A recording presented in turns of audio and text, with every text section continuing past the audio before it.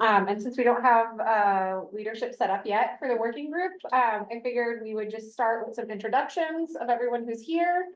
And then just sort of set up kind of the meeting logistics and then like a little bit of project background. So my name is Karis Lustig. I'm the Director of Public Works. My name is Margot Spiller. I'm the project manager with Apex, the consulting team. And I just want to mention Environmental Partners is the team that was selected and Apex has acquired Environmental Partners. So that's why. Still the same team. Tim Bolger, I'm the chair of the Mobility Planning and Coordination Committee. Renita? I'm Amy Halson. I'm the Director of Communications and Community Engagement from Needham.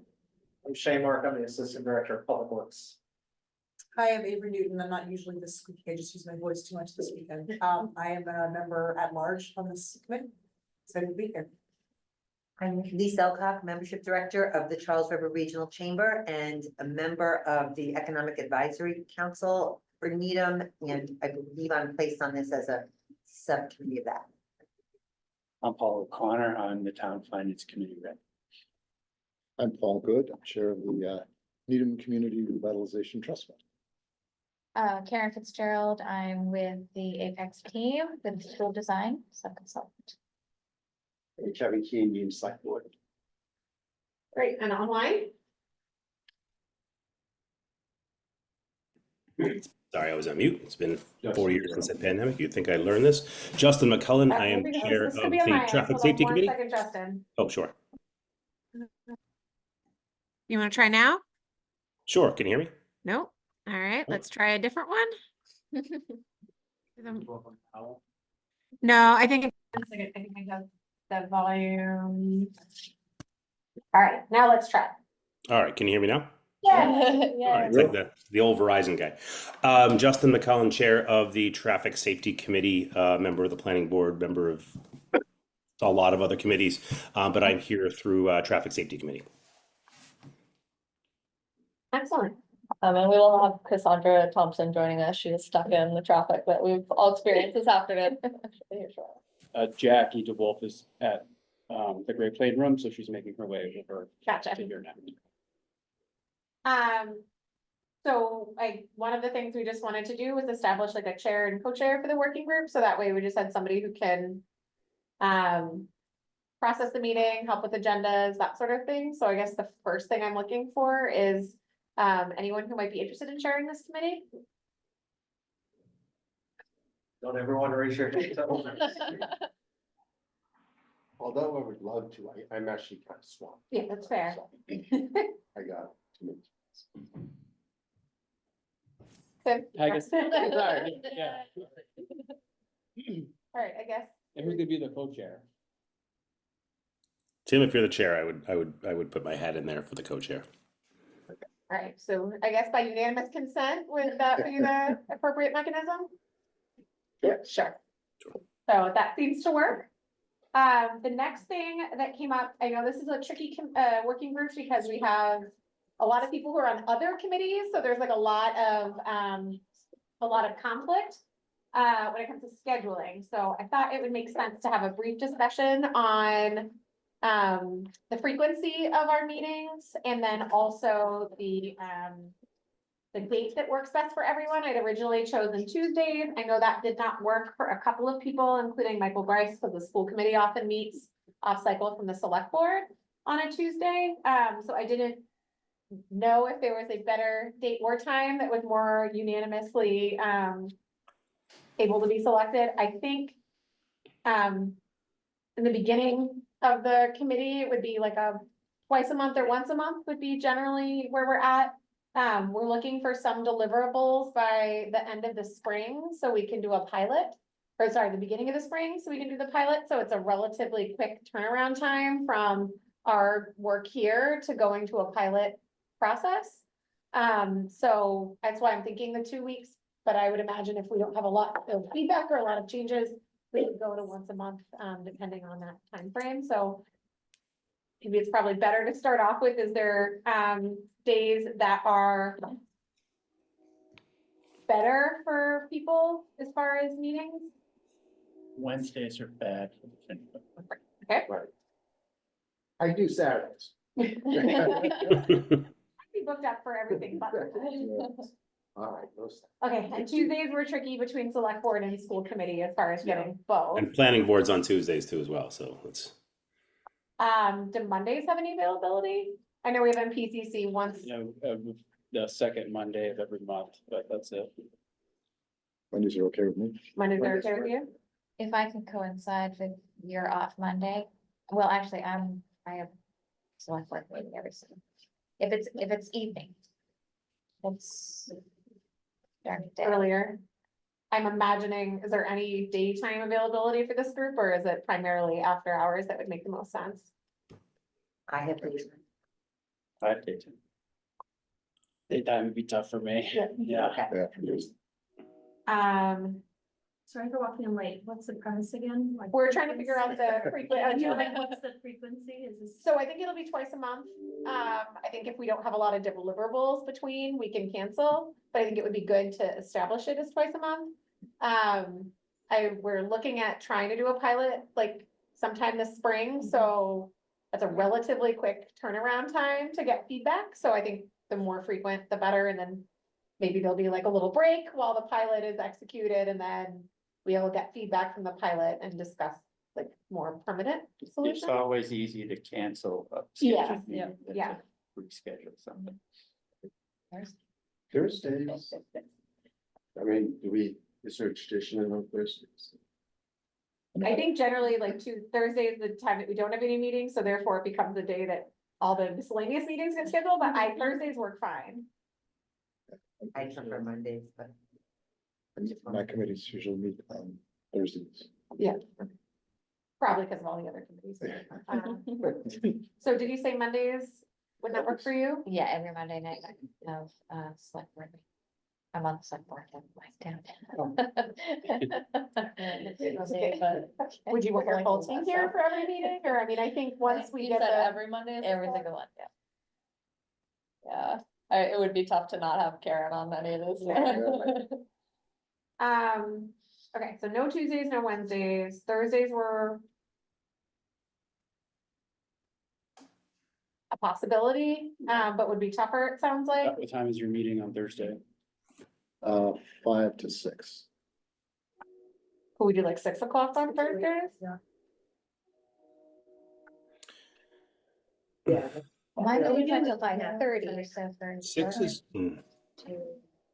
So if you could do 5 o'clock on a Monday, and then you could do the first half hour to be Half hour. your I could do side? that, yes. Yeah, we'll do hybrid for all the meetings, Yeah, it okay. makes, Yeah, mine. just from a recording perspective, it makes it a lot easier. That works out. So Mondays at 5? Yeah, Thank you. I could make that happen. Is daytime out of the question? No, what was it? Yeah, daytime is tough for me, yeah. I mean, I might be able to do like 4:30. Or 4, that helps. we do like 4:30, On Monday. 5:30 on Mondays, like 4:30 to 6, and Yeah. then you could at least have an hour.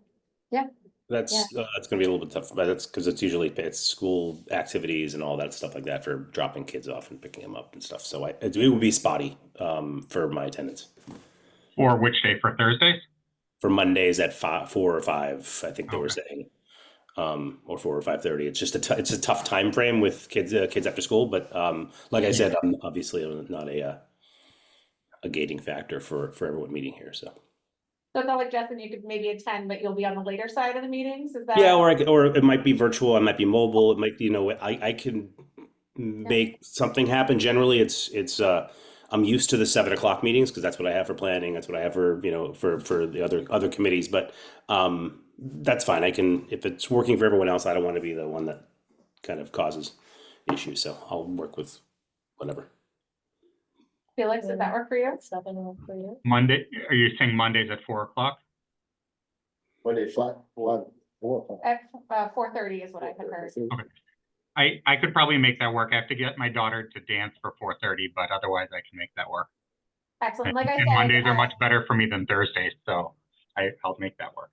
Okay, and as I said, my intention is to have every single meeting with that hybrid option. It's just easier for the recording process for putting things out for information, so that that is also, an option, I think regardless as far as participation goes. So 4:30 on Mondays.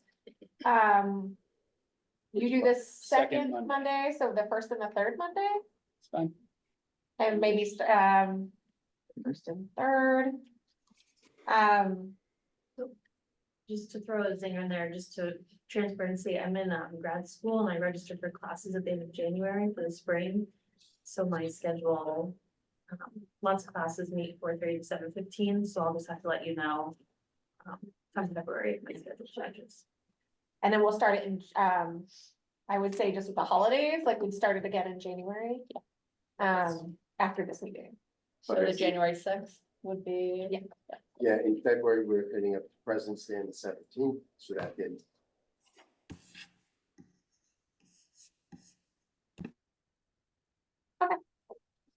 January 6th at 4:30.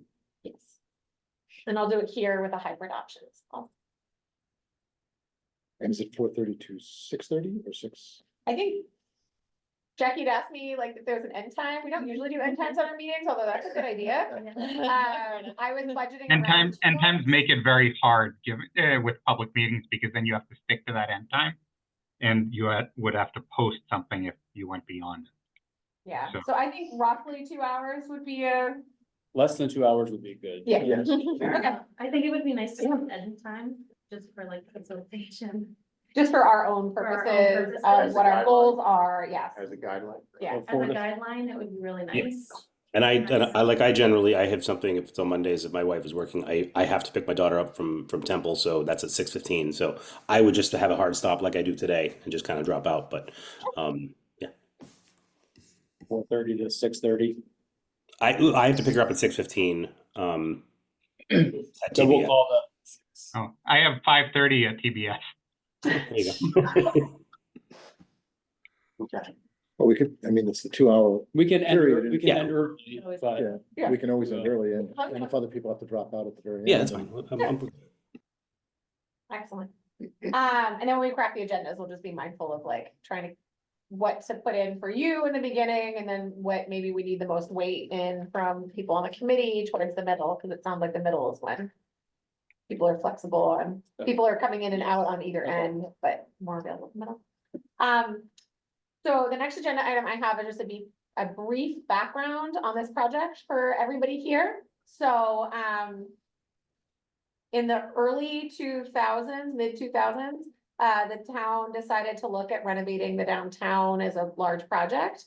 It decided to do so funding through Chapter 90 only, and it decided to do so in phases. I think at one point it was broken out into 5 or 6 different phases that it was gonna be executed. And it was gonna take 3 to 4 years in order to accrue enough Chapter 90 money in order to in order to be able to execute each phase. So they did a pretty extensive research. They looked at other communities. We worked with Beta Engineering at the time, and also engaged a committee very similar to this one to talk about the downtown, what the downtown would look like, what we wanted in it, what the trade-offs were as far as parking. At the time, it was even longer to get through the downtown as far as some of the issues with the traffic signals than it is now. And so they really set out the premise of kind of 3 general guidelines that they were looking for renovating the downtown. The first one was improving the traffic flow through the downtown to better coordinate the signals, so that way traffic was not stalled out in the downtown. The second one was to maintain the same amount of parking that we currently had in the downtown, so there was no parking loss. And the third was really an aesthetic improvement, so to have more details or more character to the downtown. Those are really the 3 operating principles that they had. And we finally accrued enough funds in order to do the project, I think around 2015. So we did the first phase of that project, which is what you'll see in the downtown between the intersections of Great Plain Ave, Dedham and Highland, and Chapel, Chestnut, and Great Plain Ave. That was really, they called it the INI approach, so that was like the downtown, and really it was to deal with those traffic signals in particular. The downtown has a lot of challenges, one of which is the right of way in that corridor basically goes door to door for the businesses, so there's not a lot of flexibility as far as doing renovations, not having it disrupt businesses, that sort of thing. So that project was executed, I think it was completed around 2017, and put into action. And then around 21, the town had accrued enough funds to do what was deemed as phase 2, which was referred to as the Audi. Which was the remaining corridor of Great Plain Ave going from Pickering to Maple. And that reason those streets were picked is because that's where the right of way is the tightest.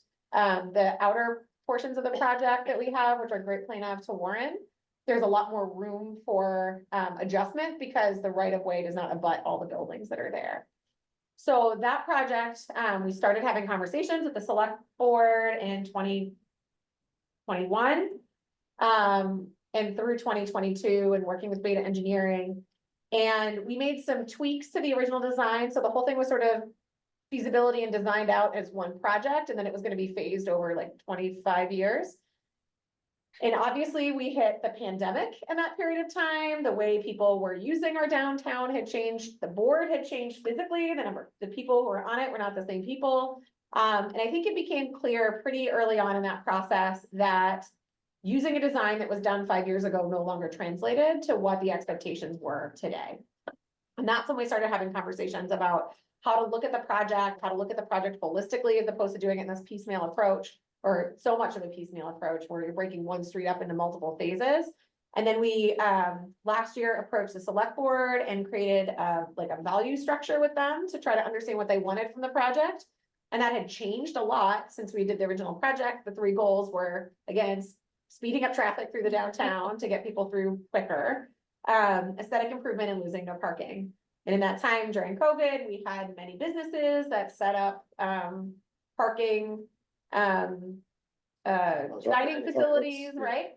So we were able to lose parking and not have businesses suffer in the downtown. We actually had done some safety improvements, some like pilots with using jersey barriers, or actually closing off a couple of parking spaces. And again, we didn't see it have a huge impact. And we also worked with Stantec to do a parking study in the downtown, which effectively said that the parking in the downtown is over-serviced, but not serviced in the right way. So it gave us some recommendations to try to direct people better to our parking lots, maybe do some private-public partnerships with businesses whose parking lots aren't being used in the evening, but that's when the demand is there. As well as looking at some of our regulations and that sort of thing. So the overall sort of concept of the project changed. So what we decided to do when it became clear that we were not going to move forward in the direction of just tweaking the design we currently had was really to start the whole project from scratch. And using those guiding principles, we reached out to 4 of our consultants that we had pre-qualified. We had reached out to all 5, but only 4 were interested in providing us a presentation. So typically speaking, when you do engineering projects, more often than not, you sort of pick an engineer and you stick with that engineer. We did a little bit differently. We sort of had them audition a little bit and provide us with a little bit of seed money, a little bit more in-depth proposal than you would normally get through a regular request for qualifications. And so we had 4 different companies come and present to the select board with their vision. And we ended up picking Apex as the designer. And I think generally speaking, the reason that we looked at that was there was a goal to really transform the downtown in a concrete way, as opposed to just making modifications to the existing downtown. And I think the general feedback I got was that we were looking for something bold. You can always tame down something that's bold, but you can't pump up something that isn't. And so that was one of the reasons why they were selected. So now, moving forward, our goal is to, this committee is to design the downtown corridor kind of based on their general principles and providing feedback, as well as communicating with constituent groups to make sure that they're informed about the different elements that might shift through this project process. And then with a goal of having, I mentioned, a pilot that we could implement this year or in 2025. One of the things that I think has shifted quite a bit since we had that conversation about accruing all this Chapter 90 money in order to expend it on this project. The cost of doing regular maintenance, particularly on our intersections, when we do intersection improvements, has increased significantly to the point where the town cannot continue to sustain paying for them without utilizing Chapter 90 money. So Chapter 90 money is now going to some of these projects. We're using it to repave or repave Mark Tree, as well as the intersection of Honeywell at Central. So those projects will be utilizing chapter 90. We have a little over $5 million right now accrued in our chapter 90 funds. And so we believe with this project, with moving forward with the pilot, that there'll probably be a larger need for this project now that we're looking at a full corridor. And so I think one of the other things this committee will be looking at is like what that funding mechanism might look like as far as chapter 90. We've been working, one of the things we've talked a lot about with Apex is grant opportunities that are available and making sure that we're maximizing those as they can come into this project. And then what would be coming like from the town potentially bonding the project as well. So I think the idea that we would just wait until chapter 90 money accrued enough. It's probably not likely to fund the project, and I'll just say like on a bigger picture. Chapter 90 funds in general, oftentimes the legislature talks about increasing that amount. But there's so many communities that are holding on to these funds like Needham is to save for a project that they're apprehensive about increasing the amount just for it to sit in account. Right? They want the money to be spent on these communities because that's why they put the money in the fund.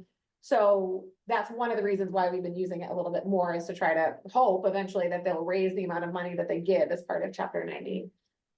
So I think we're going to be looking at a combination of funding sources in order to execute the project, and probably a 1 to 2 year time frame for a pilot to continue while those funding sources are available, but also providing hopefully some nice amenities and redesign within the downtown at the same time. So that's the background. Does anyone have any questions about the project itself or kind of what had happened in the past? Just as far as the pilot, so when you say pilot, do you mean sort of a smaller area, or is it sort of a smaller scale across the whole area? Like what are we? So do you wanna? Yeah, go for it, Karen. Yeah, it would be the whole project area that we're Okay. looking at for the pilot, yeah, and, I don't know if you mentioned. It would be no permanent changes. All of the, like, the new configuration would be created by modular materials, so it could be Gotcha. removed. Yeah. Right, yeah, it's no curb moving or construction, it would be additional striping or barriers or, you know. I have a couple example photos. Yeah, we can and put the, on. the value is it gives you proof of concept, so if there's like a hypothetical concern about traffic backlogging or how amenities gonna be used, you'll get real data as opposed to theoretical. To then decide, or if it doesn't work, you can just tweak it by moving the barrier or changing the lane configuration, and you're not having sunk cost of putting in new curbing or that sort of thing. Yeah, that's great, thank you. How long do you usually run a pilot for? Is it like the whole summer, or is it a month, or? Definitely not a month. We were looking to start it in like April or May, so that, you know, if we're having these expanded outdoor areas, people can enjoy it during the summer months. And there's really no reason to take it down if it's working, especially through, you know, Thanksgiving, and we could talk about just keeping it through construction. Yeah. Can you I post or? cannot, I tried to share, it said the host isn't allowing multiple presenter sharing for this webinar. Okay, so let me change that permission, Speak so of you can change. All right, now try that. I don't know, where will we be? Here? We can be here if this works for everyone. I think we need a fairly large conference room because it's not a small committee, and I think this is slightly larger than the Great Plain Room. Yes. Going to jump to the supplementary photos we have.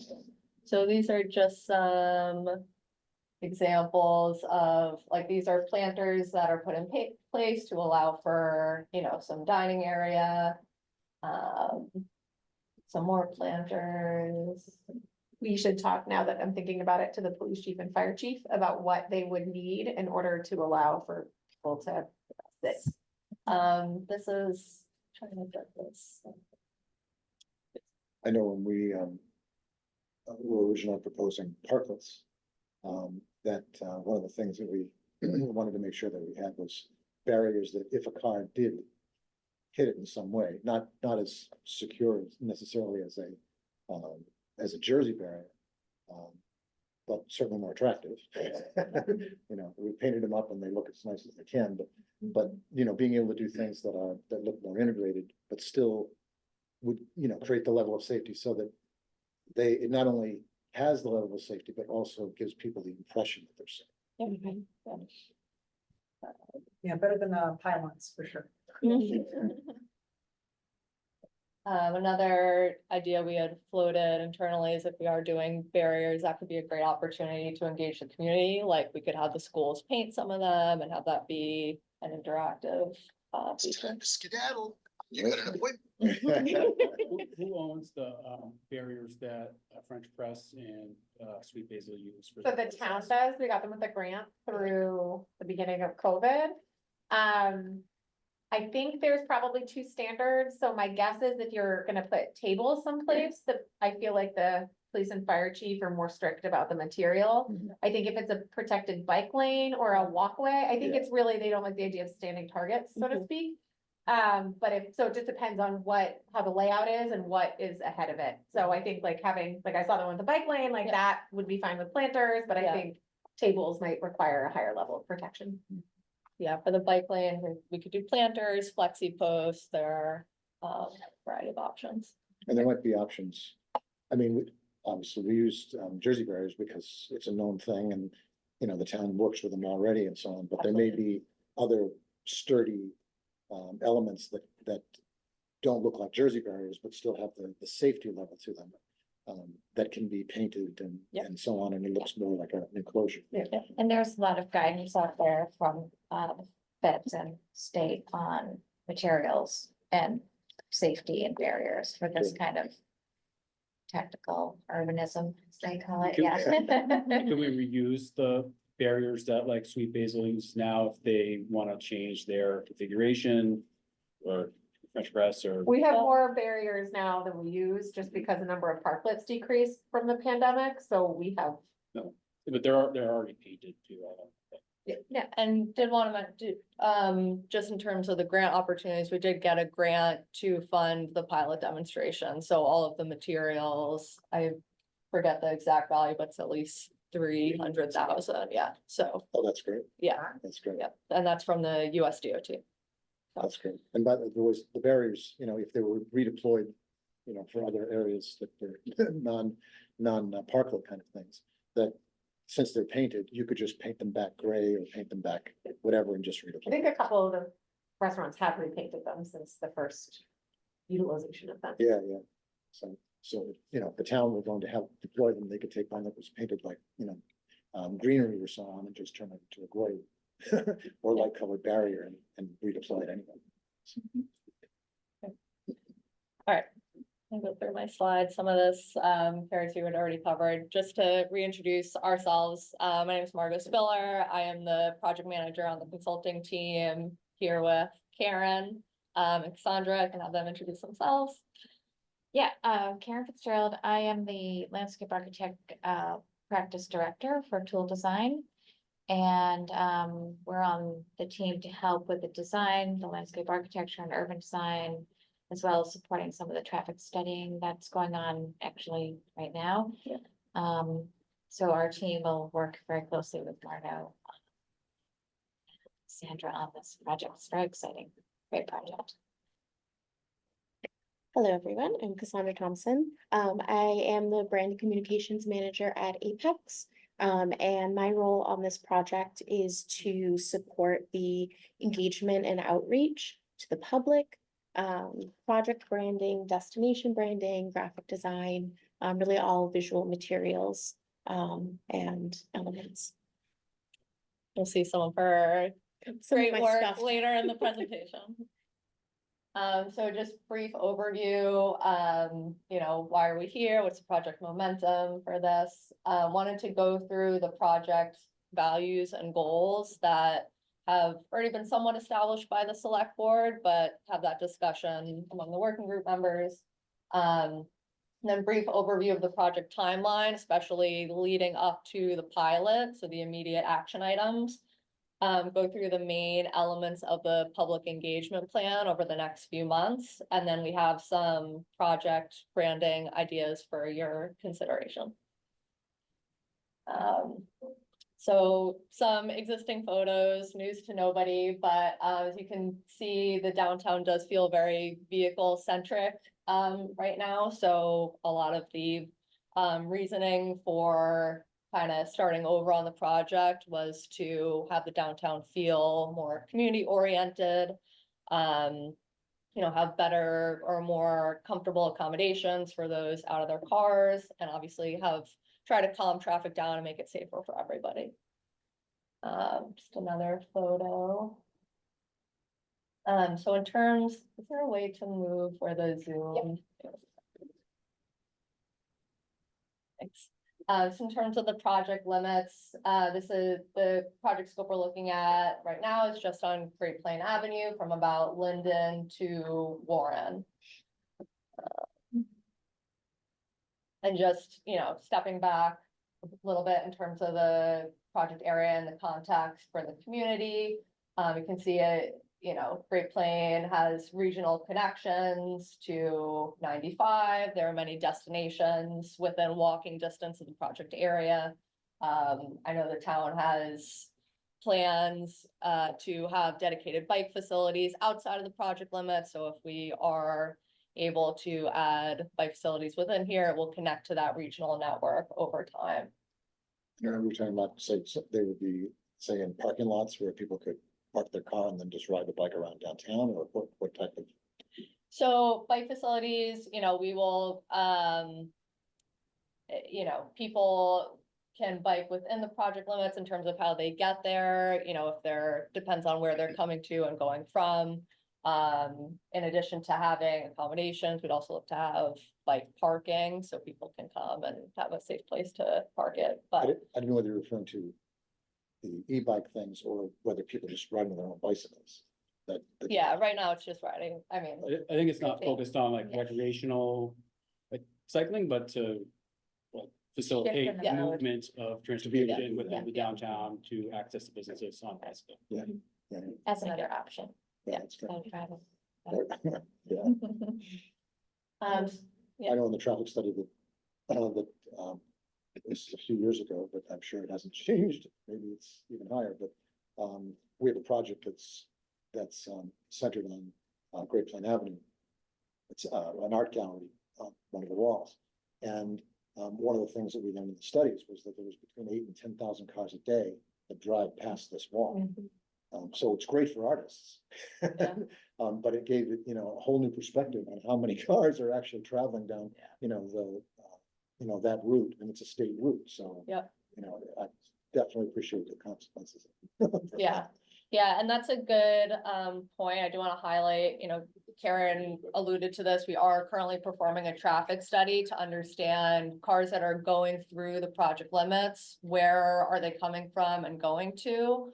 Our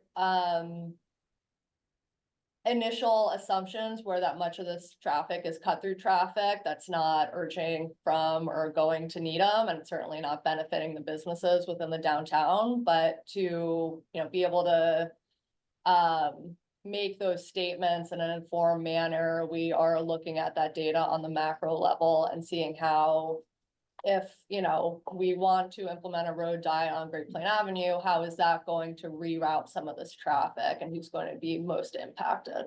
I think that's something the public will be very interested in. So that's one of the tasks that we are already underway with and should be able to present some results in January or February.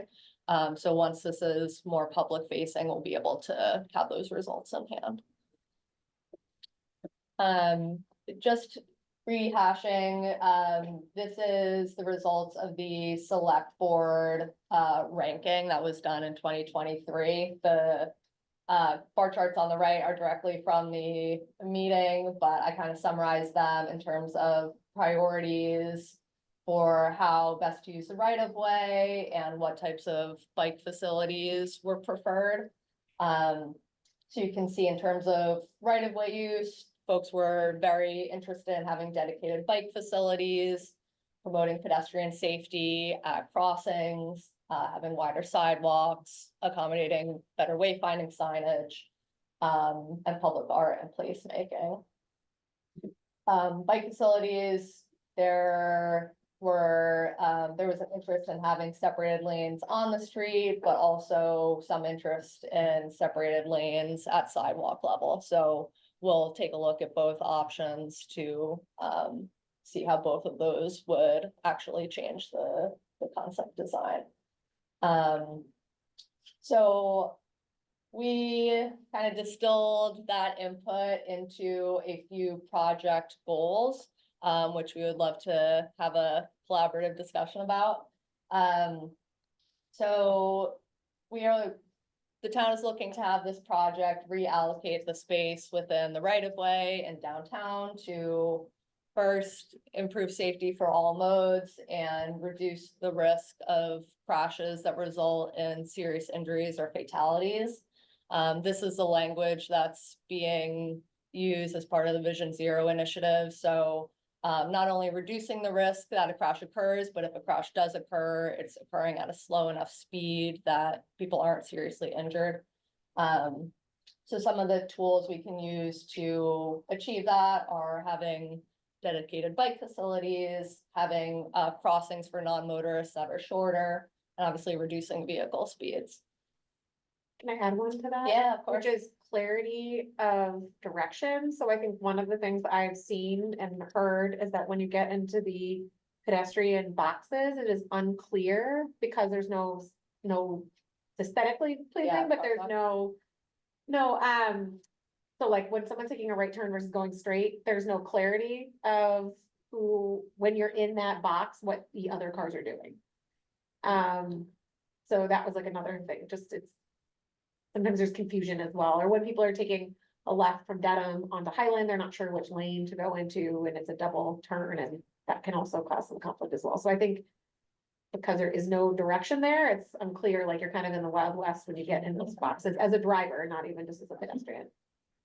I think one of the things that, is maybe sort of a help in those kinds of things is if you've noticed on the highways now, when you come up to an exit, that they put the dotted lines far back.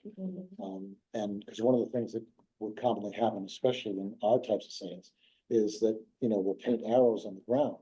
But if there's two cars stopped in front of it, you can't see them.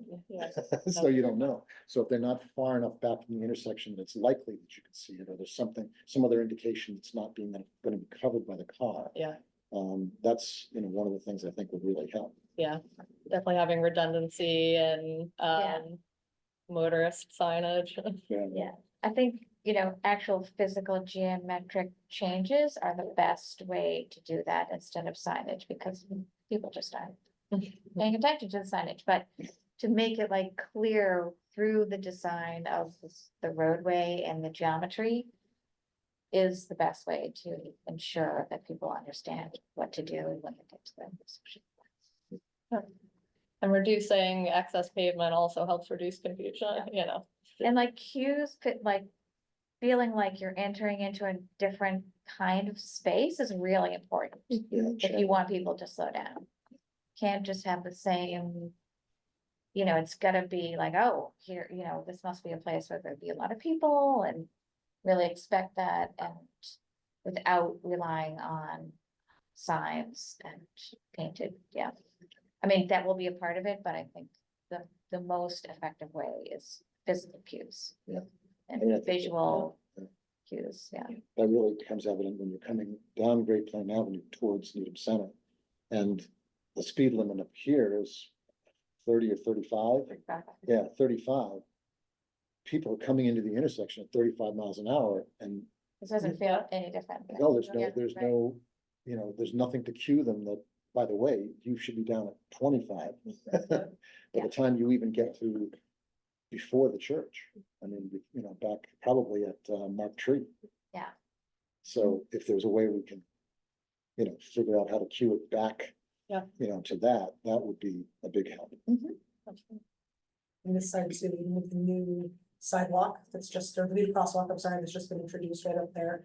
It's sort of the first indication that there's a light, and there's two more crosswalks before you get into town. I do this walk almost every day with my kids, so I'm just like, okay, there goes the car, 45 miles an hour, and town is right there, 3 or 4 blocks away. So yeah, I love this idea of sort of queuing and bringing that more into the design process. Right, next goal, would be expanding opportunities to have downtown placemaking and social gathering. So some tools for that would be wider sidewalks, community gathering spaces, specifically if we're tightening some of the intersections, that gives us, some nice new, space to work with. Opportunities for public art, I know you're already doing that, the murals, so already have the ball rolling there. And then obviously streetscape and landscape amenities, benches, lighting, street trees, other plantings. Would all work together. One of the things I was gonna say along that line, just have feedback, and it's just to keep in mind is that, for a number of years, the Needham Business Association, when it existed, paid to be able to have all the trees lit up with lights. And it really made it look festive.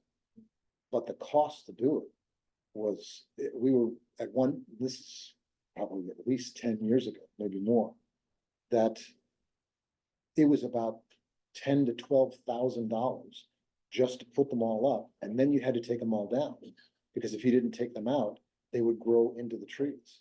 So being able to, I know, my wife had mentioned something about people were saying on Facebook, you know, how come Wellesley looks very festive and so on, and, you know, what are we doing to try to do that? I certainly understand the complexity of being able to do it in our particular downtown. But while we're doing this design, if there were things that we might think about on how we could do that without having to put something up into trees themselves, but into some kind of Yeah. configuration that would make it look really festive and, but Yeah. can be, you know, cost effectively maintained. Actually, I'm working with downtown Winchester right now. That's exactly the issue, is that the lights are being like girdling the trees Yeah. as they've been in there.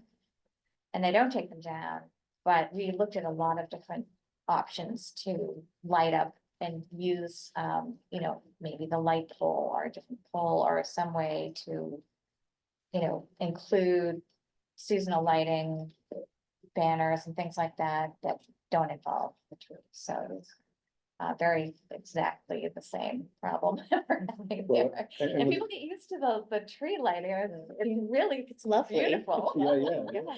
So you have to, you know.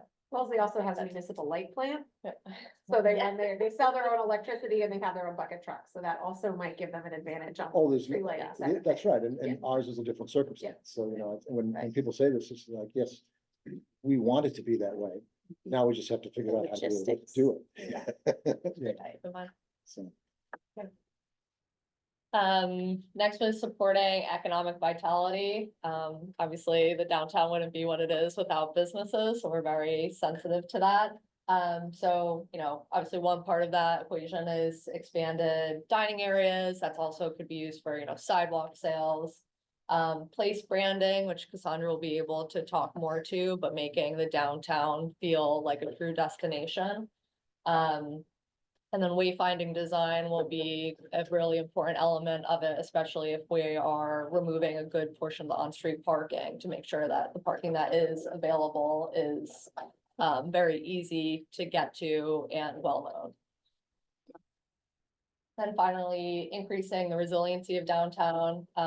We would love to incorporate some green infrastructure treatments to make the area more sustainable, reduce some of the pressure on the stormwater system. And then obviously in terms of a climate change lens, providing that more robust infrastructure for active modes of transportation is also aligning with that goal. I would say stormwater in particular, given the flooding that we've had in August, the downtown with its level of pavement. Yep. All those developments are sort of pre-regulation when it came to stormwater, so a lot of it ends up on the roads because there's no place for it to go. I think we had shade, was like 1.5 feet at those intersections. 1.5 to 2 feet, Yeah. depending on where you were. So it drained relatively quickly, but for that period of time. And then I know like other kind of like a budding infrastructure, like I know like the Walgreens parking lot had 3 feet, so. I think anything. 3 you feet can- of standing water. Standing water during the peak When- of that. when- August 2023, we had like a downpour of 3 to 5 inches in a Okay. 90-minute period. It all drained within like an hour and a half, so if you went through the downtown an hour and a half later, you would never have known, but if you were driving during the storm or shortly thereafter, it definitely, was impactful. I don't think there were a ton of businesses in the downtown that were impacted. I know there's at least one, I think Middlesex Bank had flooding. Yeah, that's right. But, yeah, so I think that one did, I think for the most part, it didn't top the curb, but it came close. If you talk to any stormwater engineer, they will tell you it's becoming increasingly impossible to accommodate these large storms within a closed system. So it's becoming really important to find other ways to manage it. So any goals that were not mentioned here that you would like included? Well, one of the things that people had mentioned, and I imagine when you move forward, you have it, but one of the things that people have mentioned is, of course, if we want to be able to have a banner that runs across the. We have the bylaw now in place, right, that Yeah. allows for it, yeah. Yeah, that took many years to be able to happen, but essentially just people have really wanted to be able to do that because of its festive nature, and it's a way, and it's another ability to communicate, which, we're always constantly working on ways of being able to actually have people know what's going on in the town. And as much as we try with different systems, we certainly know that, we only reach a portion of the time. I think there's a question of whether that banner that would be across the roadway creates an unsafe hazard for people driving that are looking up at a banner in a pedestrian area. I think that's,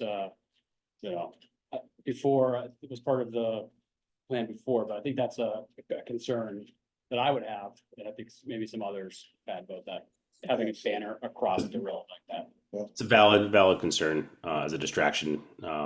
Anything that's not necessarily the manual, for uniform traffic control devices. The research indicates that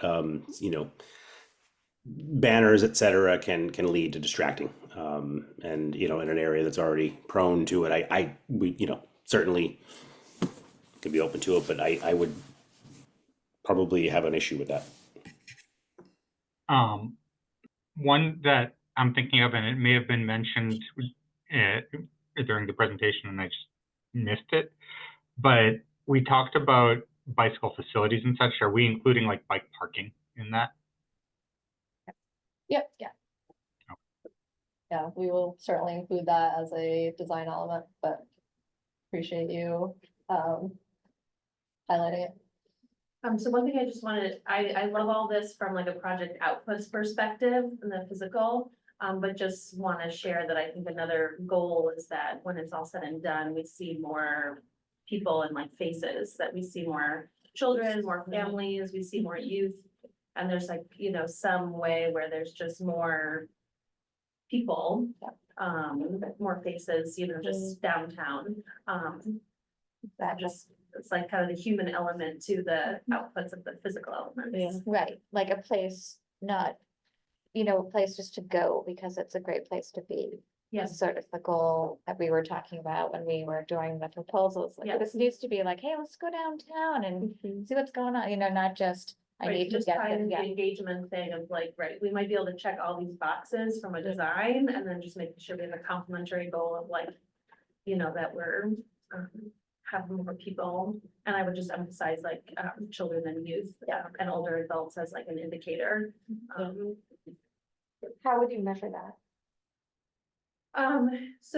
It depends on what the inputs are today for, this will tie into like whatever we talk about with the engagement strategy, right? Is what are the ways we can have some sort of proxy for like how people use the space today? I know in the past I've been asked like, how many times do I go downtown or, through, so is there a proxy to finding out from the community, like how often do you choose to go? How often do you, and then after the fact, how often, do you go, or would you feel comfortable sending your teens, downtown, to parents at schools? How comfortable do you feel, biking and walking to school through the downtown? Yeah. Oh, we could brainstorm, but just some sort of proxy that we could extrapolate, the more visibility of just people in use. You could also video like the town common and just have a proxy for like how many people are actually choosing to like go there. I had suggested as one of the outreach items is to go there during a half day. Because there are So much. hundreds of preteens and teens Yeah. on the common. It's a good day to Yeah. I find think that out. is the goal, is to have the downtown look like a half day every day, so. Like every day, right? That would be, yeah. As long as they're not cut of Not school. down at every level. School, but then after. Half day every day. Yeah. That's the slogan. I mean, I know one of the goals that we've had, just from the Rutledge Trust Fund has been, you know, adding those elements into the atmosphere, like the Circle of Peace and the Once Upon a Time sculpture, but you know, the colors of the banners that run down like Chapel Street and the atmosphere from you know, from those different programs, and even the celebration benches, because they have little phrases and so on, where people just walk around and feel like, you know, these are people who were active in the community, who cared about it, and they wanted to give something back. And you see enough of these little elements, and you really start to feel like you're in a special town, and that people are really actively involved in caring. And so I think, yeah, I think being able to create even more of that atmosphere in, you know, in a down to earth way. Not, you know, I think people would be sensitive if it looks like it was formulaic, you know, like, yeah, we had a plan and we just built the plan out, but it doesn't really feel like Nita. Somehow it's got to be able to draw from elements that are part of the atmosphere of the town. And I think the outreach is really key here, because you can really start to sort of promote ownership of the design through these groups, you know, talking to the kids, talking to some of the other groups. What would you like to see? How would you like to see it? Even during the pilot, involving them in, you know, painting the barriers, or maybe murals on the street, or some way of like, you know, get involved in this design and help us design it, like a co-design approach, rather than here it is, this is what we're gonna build for you, and now you need to come down and enjoy it. Like, I'd rather see, like, And you know, enjoy it. like. Yeah. You will that was like our it. strategy, What about integrating concept of universal design, accessibility, stuff like that? Oh, absolutely, yeah, that everything we do is, works around that, for sure, yeah. So we can talk about it. I mean, those are details. I also serve on the Commission on Disabilities, and we've had a few requests in different parts of town for different aspects of accessibility for people with vision impairments and stuff like that. I think it might be important just to note, as our first meeting, like our group of designers and engineers and planners, we really all are people-centric.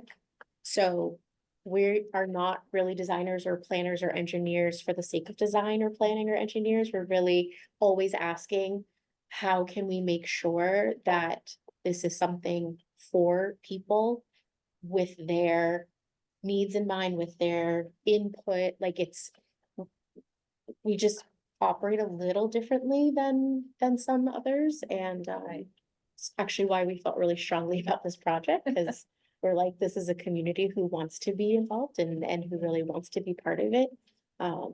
So.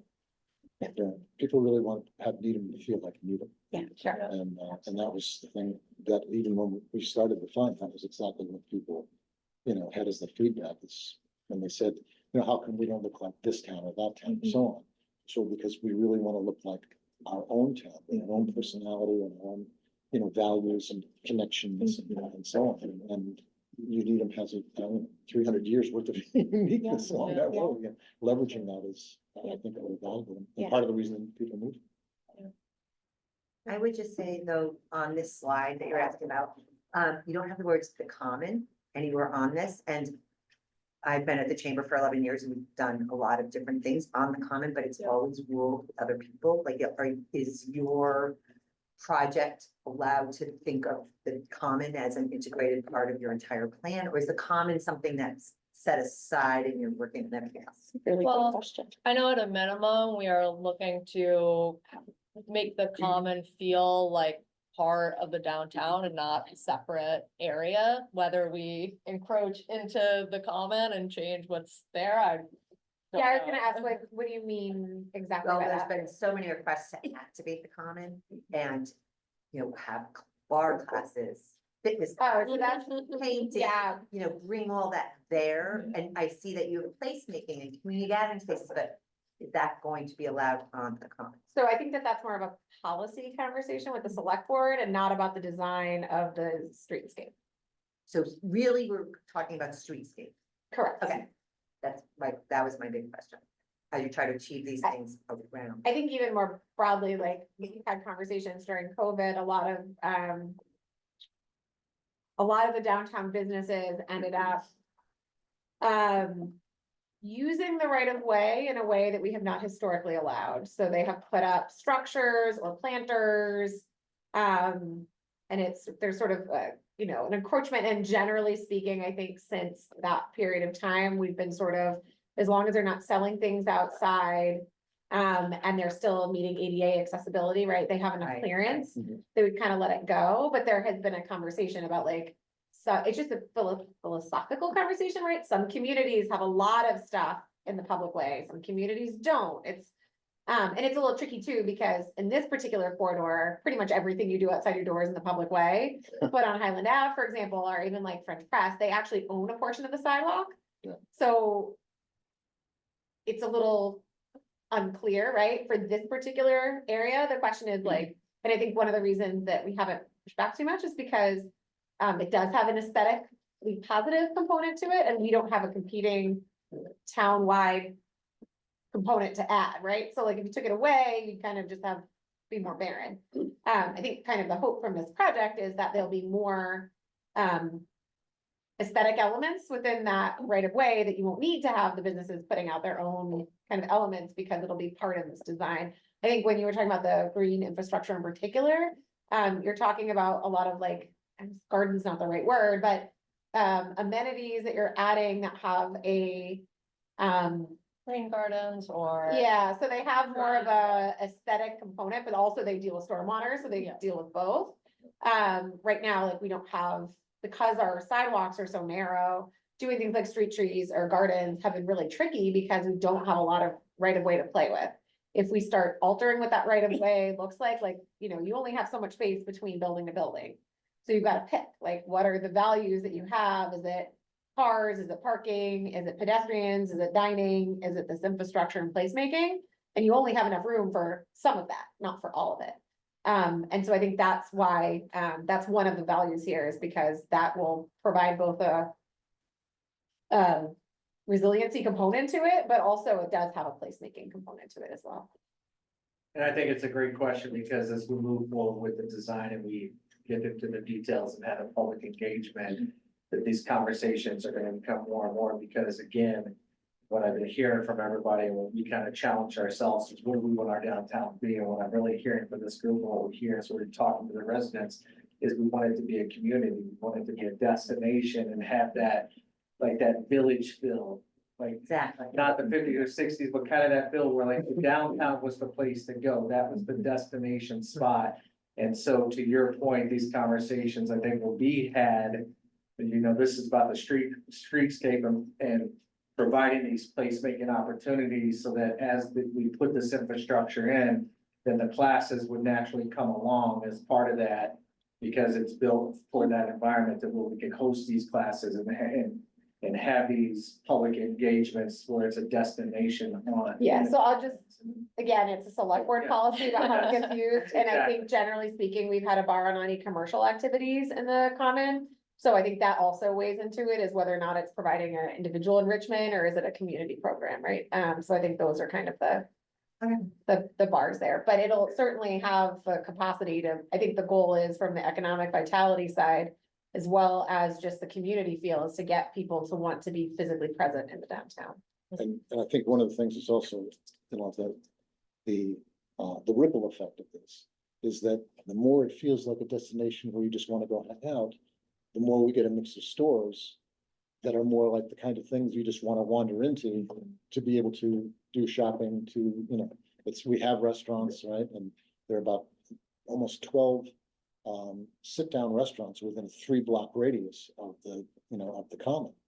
So you know, there's there's certainly eating establishments there. You know, we'd like to be able to improve the mix of the types of stores we have.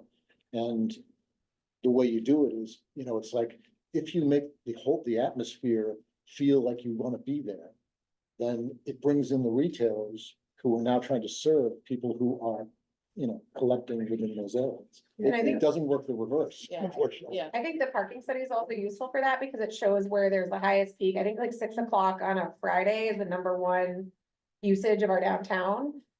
Which was interesting because there's no parking regulations at 6 o'clock, so we were talking about parking utilization, but. I think one of the goals is, like, a lot of it has to do with the downtown dining. And I think the goal is not to just have somebody go from their car into the restaurant and out. The goal is to have somebody walk around the downtown and, like you said, frequent different businesses and, you know, walk off their dinner or whatever it is, and not just go from car to restaurant, back to car again. Yeah, I mean, we tried many years to be able to try to get retailers to stay open later, even the holiday season to stay open later. Yeah. And it was incredibly difficult because since it wasn't a destination for people to just go there and hang out in the evening, that nobody was there. And so they would stay open and then they wouldn't have the business to sustain it. So, you know, trying to reverse that trend is obviously a great goal. The two things you would want to measure are people spending more time when they're in the downtown? And two, are they doing more than one thing? Imagine, I think when you think about success metric, that's what you really want. Plus people who maybe never gone to downtown. But if you do those two things, you will accomplish a lot. Is the traffic study measuring people or just cars? It's the current traffic study is just cars, yeah. The, maybe the before and after is actually the parking study to look at, because we have a study of how many cars are coming in and out of the downtown and how, I think roughly how long they're staying there. So that would also be like a potential thing to look at. If the vehicles are staying there for longer, that would indicate that people are in the downtown for longer. And doing something else. other Yeah. than that, yeah. Part of the pilot though is to, you know, always keep track of those metrics, beginning to the end, so we'll see what kind of traffic we're getting when we first put it up, and then all the way through. Kind of, you know, have that data. Will it be pedestrians, bikes? Everybody, yeah, cars? yeah, Go in the yeah. pilot, not before the pilot. Part of So we it, won't know if the pilot changes the amount of people who are. we need to do Right. pre-pilot, yeah. And bike and vehicles. Yeah. Right. Right. I did just piggybacking on this conversation, so I did the pop-up event at the Harvest Fair, and one of the main comments we kept getting is the desire to have a better mix of businesses in the downtown. It's like, all we can do is create a conducive environment for that, but that's what people want. Yeah. We can help encourage that.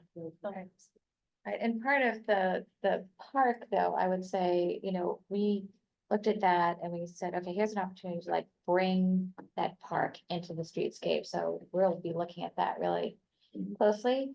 But also, if you narrow that perception of getting across that street, it will feel more like it is part of the other side of the road. Right now, I think that road is just preventing, it's just like a barrier. So if you feel comfortable, you know, crisscrossing there, then that park will just be more of a destination space for everybody who's downtown. And be used that way as like a, you know, great place to go hang out, even if there's not an activity going on there.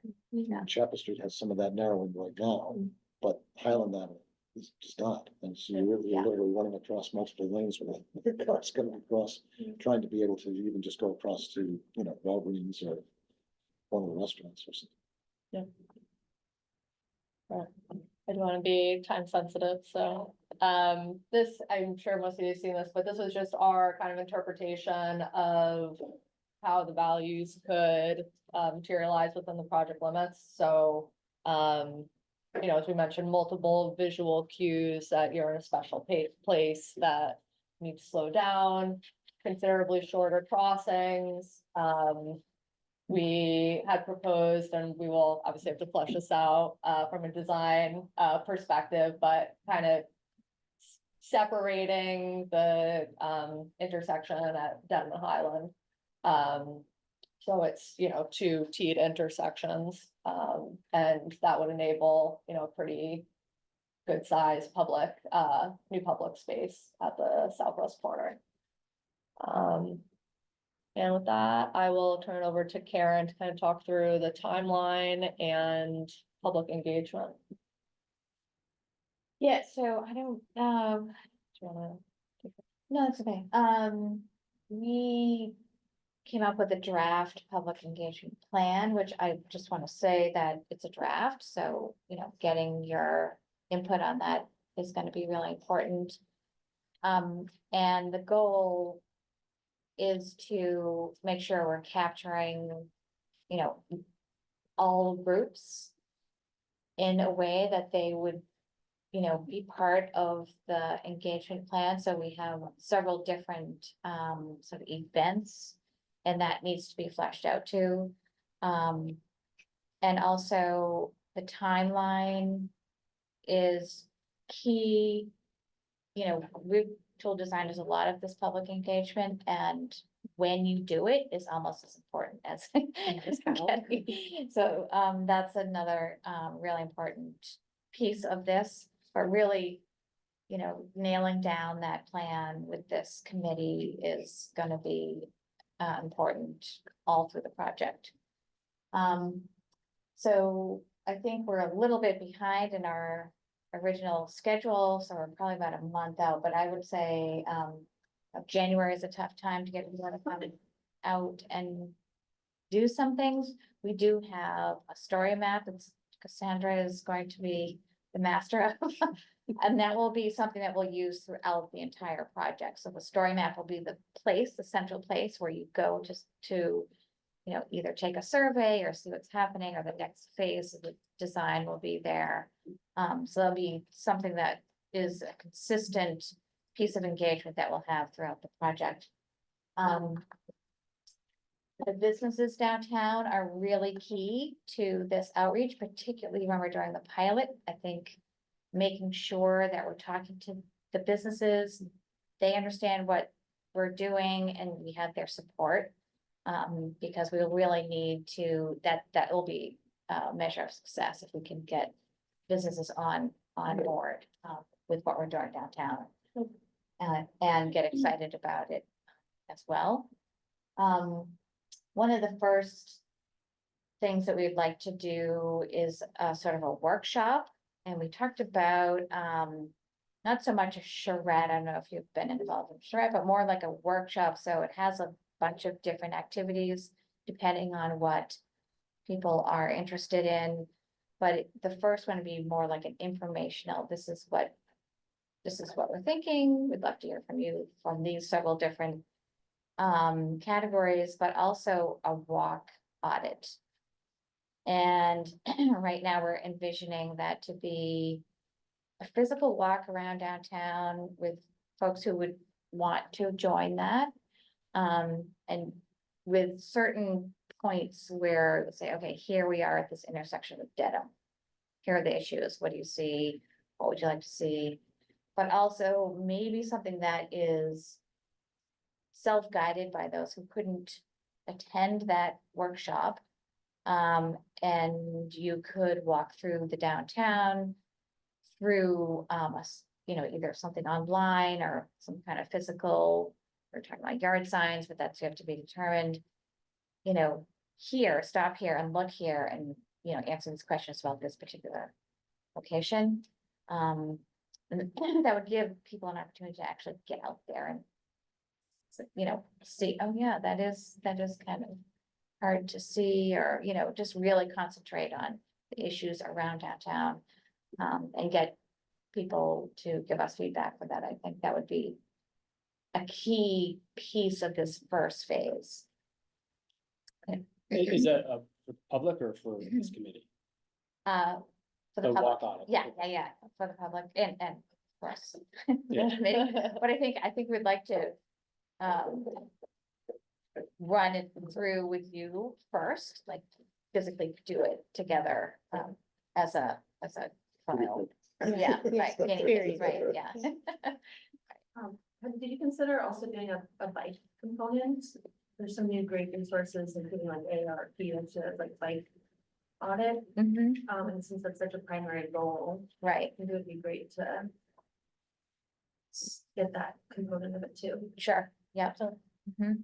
Can I ask a question? What are you suggesting the timing would be for all of these things? For at least like the audit and having sort of the community input meeting. Yeah, Yeah, I brought the timeline back. right, we are. So the public Did open you house. shut one light off, or does that affect the virtual, the hybrid? It's very hard to see the white. Fair. I don't think it does it that way. I think it does it one. You don't wanna upset the owl.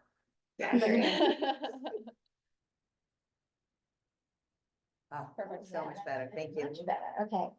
So the public open house walk, obviously the first gray bar. We're thinking sometime in February and like, let that go, let people, do their self-guided towards, through several weeks there. But we would like to have that sort of ending when we have some conceptual design alternatives ready. So it would back up whatever alternatives that we have are ready to present to the public. I just want to chime in. So, one of the other agenda items we had was what the role of the working group is. And I think one great opportunity, we see it would be amazing if you guys could work as like community ambassadors for this project and kind of engage members of the community that you're in touch with. So one, possibility is we do this initial walk audit, but then you could hold a separate walk audit with stakeholders, well, and kind of still have it be a group activity, but not all at the same time.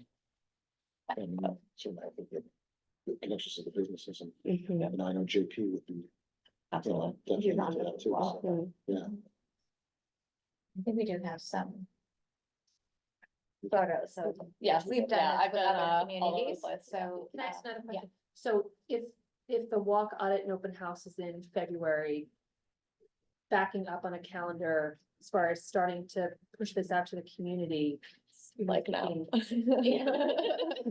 January. The reason I bring this up is that there are some major projects going on that's gonna involve community engagement. I just wanna be really thoughtful about timing of all of this, because I don't want them to compete with each other. Sure. So we've got Needham Power Choice, the town's municipal aggregation program, which just became official. We're having some kind of meeting, an informational meeting in January. In addition to the fact that Eversource is doing a major project, the Needham Dover Underground Cable Project. They're having 2 meetings also in late January to provide information to residents and stakeholders.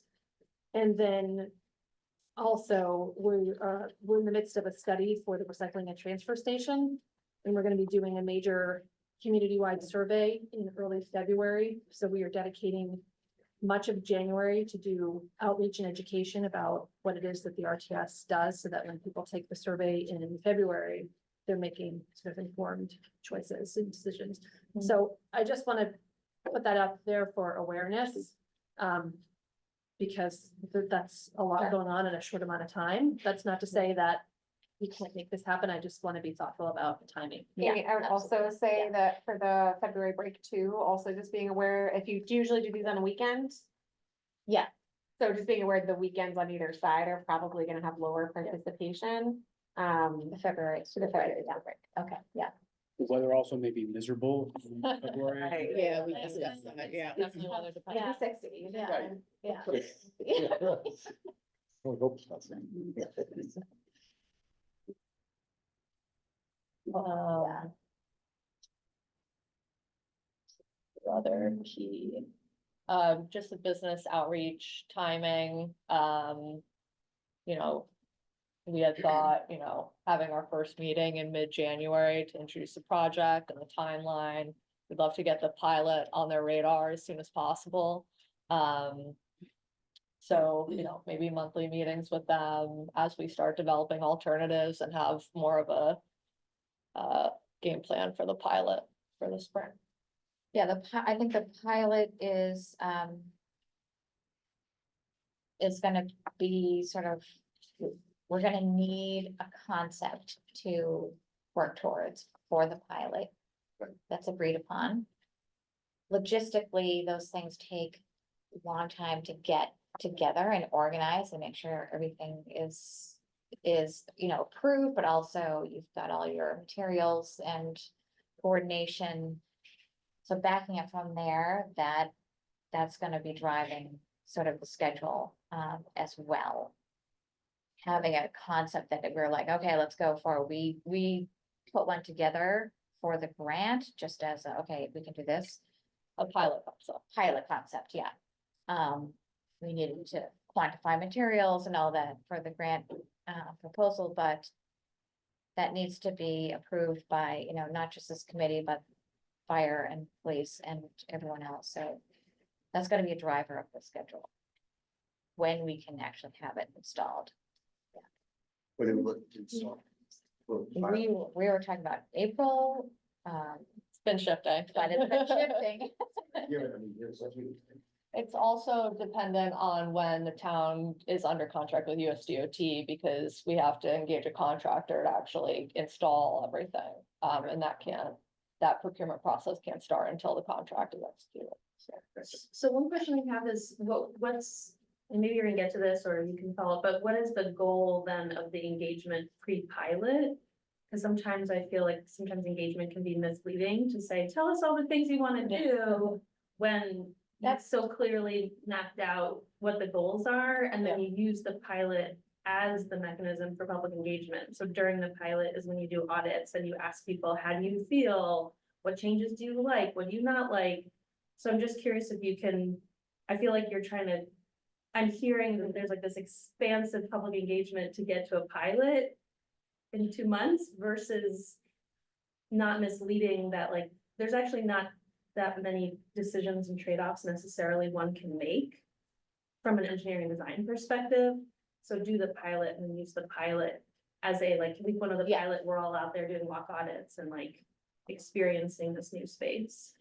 Yeah, I think that the pilot will be an opportunity for more input, but that's why we thought the walk audit, if we, instead of just saying, what would you like to see here? It's like, we want you to look at this particular location and tell us about that. But are you gonna change the design? Because I'm just wondering what the goals are. Like, are you gonna use that to change your landscape architecture design? Or is it more to get buy-in on these values and goals?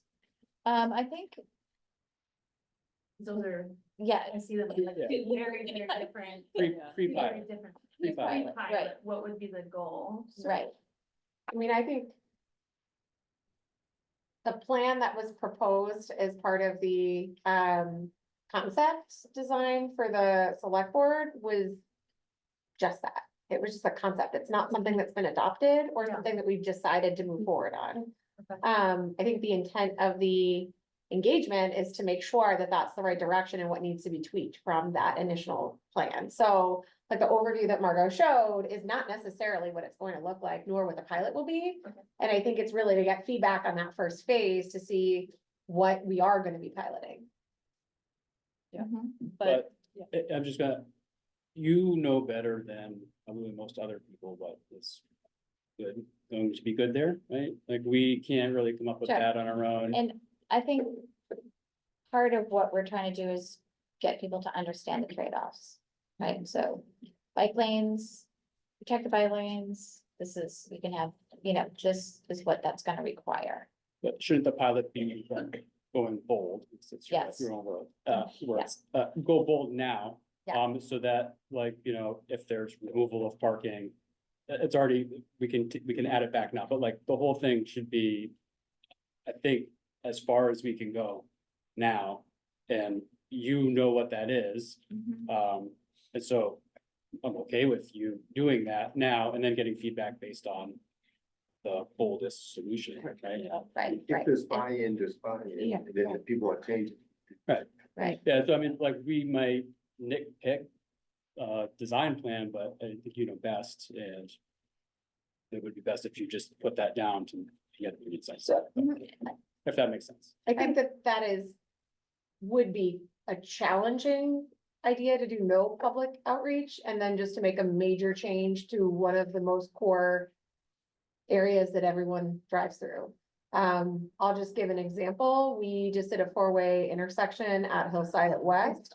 And I have received a lot of emails about it. And that was one that went through 3 different committees and we talked about it at the select board and it had a lot of public airtime. I think part of the reason for the public engagement is to get public airtime, but also to get feedback. I think there are not universal agreements about what the downtown looks like. That's why we put together a committee with a diverse background to try to get an idea of what all the possible challenges could be. And so I would hate to implement a pilot and then have a business say, I'm now not, like, my business has decreased because of this, or I have a concern with this parking being lost. I think you do need a robust public engagement process prior to doing a major change to a major thoroughfare. And you're correct that they are absolutely, that's why we hired them. They're the experts in their field, but they're not the experts in Needham, our community is. And I think they need to hear from the community in a broader aspect than just the board on what they're looking for to make sure that there's full buy-in. I think you're right, there are trade-offs. You have a limited space, but what decisions we make on what those trade-offs are could change depending on what the feedback is from this committee and from the community. They're not absolutes, right? Like separating out Dedham Ave and Highland is not like an absolutely correct concept. It's what are you trying to accomplish? And then you figure out how to design that. So I think we have some parameters on what we're trying to accomplish that the board came up with. But I think getting a broader aspect of feedback will provide a better pilot and then also potentially reduce a large volume of public concern that would come out to the board and the DPW about this implementation that didn't get a lot of airtime.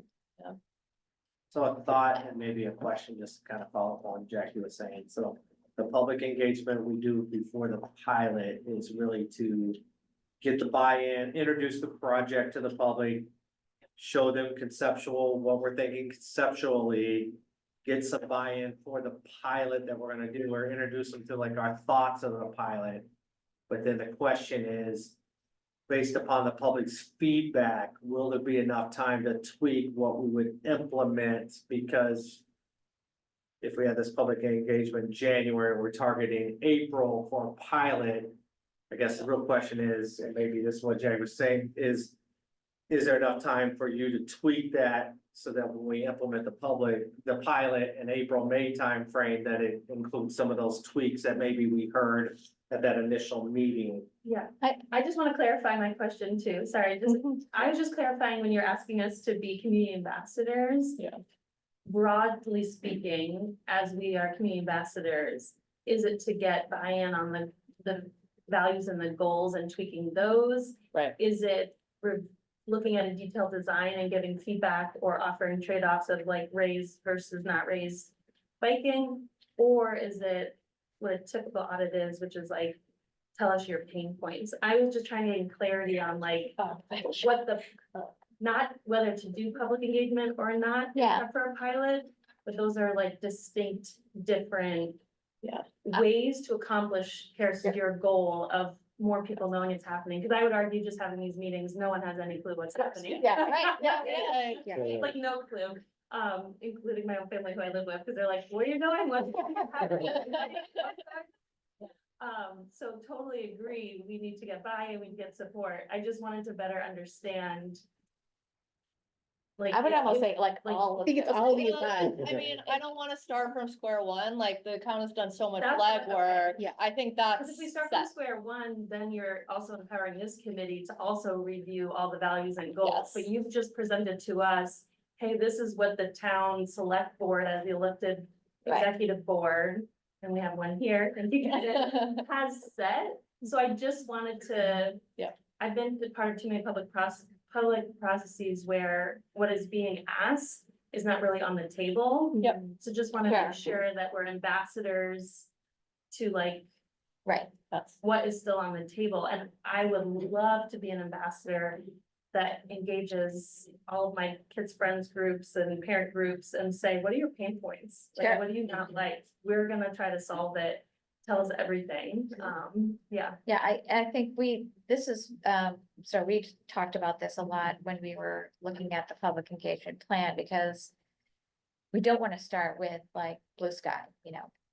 We've already looked at this and kind of know what the options are. Part of the early engagement really is education and just trying to get people involved and say, hey, you know, this is gonna be from, you know, April to June, we'll need your input all the way through. Here are the times when, you know, we're gonna hold these events, like really getting people to weigh in on every phase.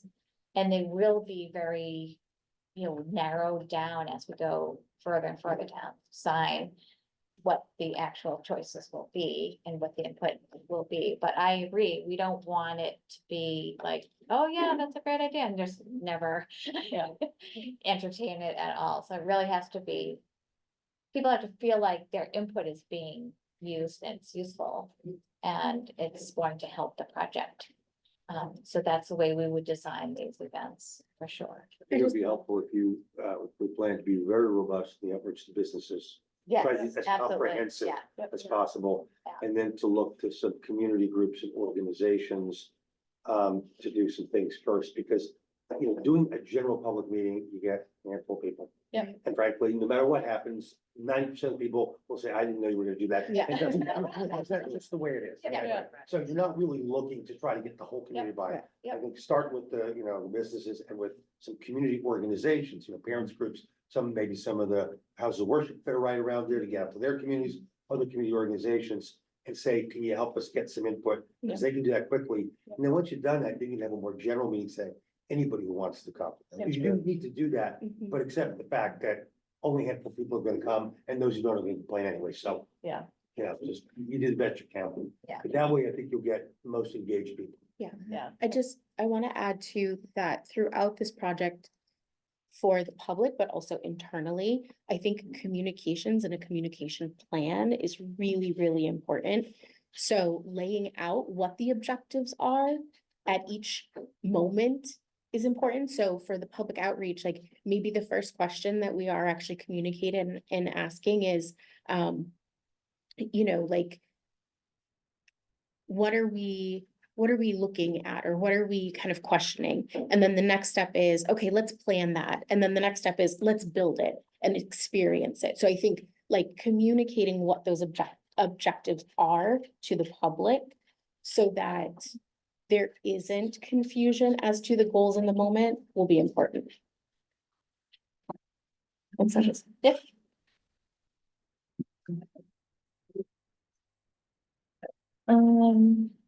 Yeah, I think just in terms of engagement strategy, we're also trying to minimize presentations followed by Q&A. Like the more interactive it can be, the less it just gives an opportunity for one person to stand up and give their talking points.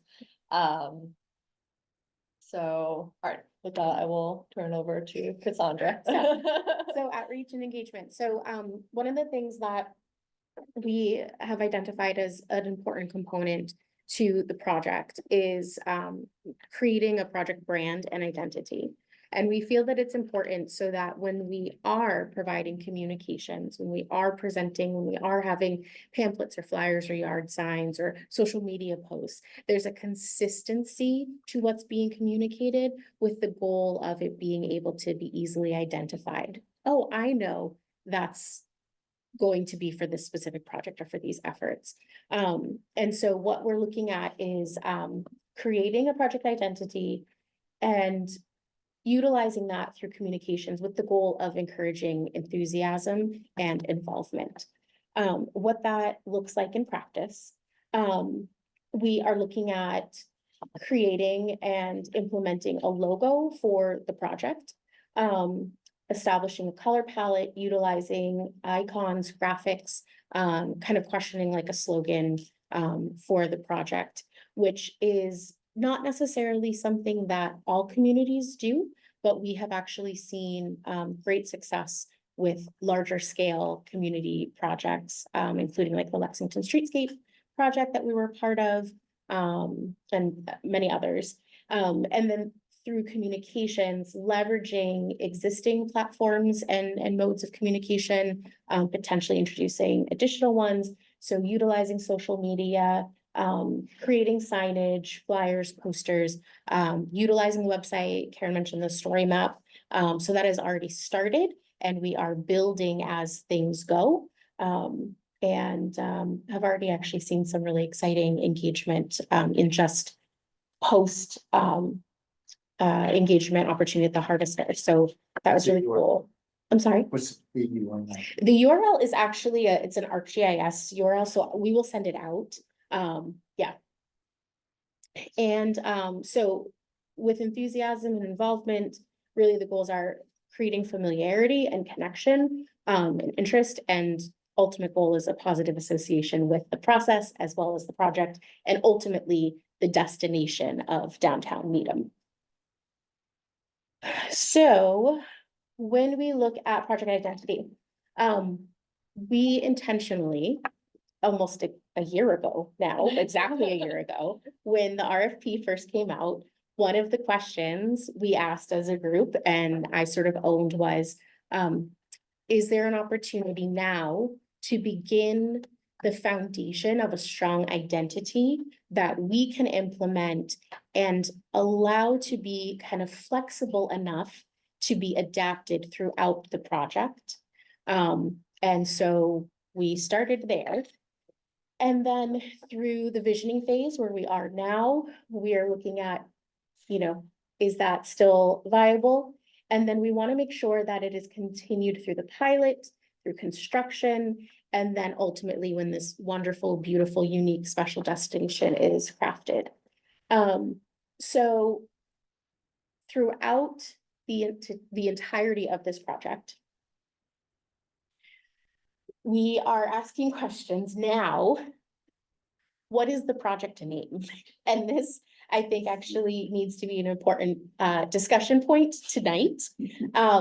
Formally, we have, I've seen pretty consistently the use of 3 kind of project titles. So the Needham Center Project, title of this working group, Downtown Improvement Project was what was originally used in the earlier phases of this. And then Downtown Redesign has sort of, I guess, less formally been used, but still consistently been used. So with that said, I would love for us to actually have a conversation to hopefully identify and sort of all be on the same page as to how we actually communicate about the project as a whole. My initial thoughts are that if we were to speak about it as Downtown Needham or Downtown Needham Project, that actually allows for more long-term flexibility. And so, we can look at like envisioning it, experiencing it. Is it a new downtown?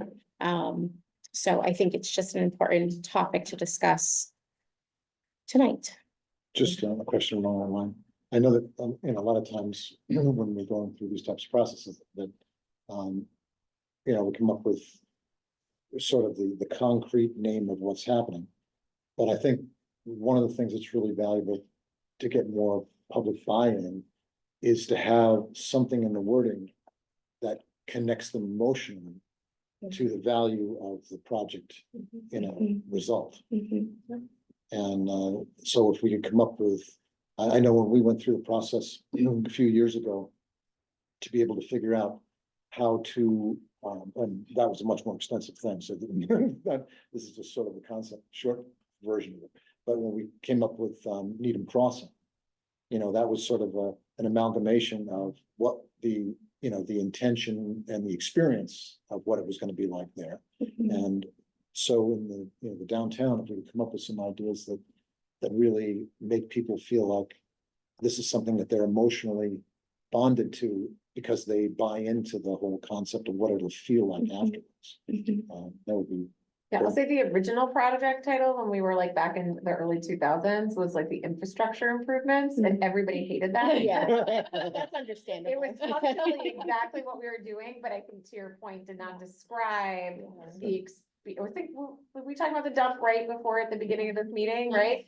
And it was like, people called the dump, and I actually don't get upset about that, because that's like what people physically do there, not the recycling and transfer station, like that's what we do there.